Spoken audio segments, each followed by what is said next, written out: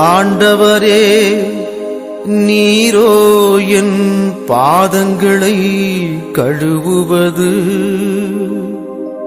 அதற்கு இயேசு, நான் உன் பாதங்களை கழுவாவிடில் உனக்கு என்னோடு பங்கில்லை என்றார்.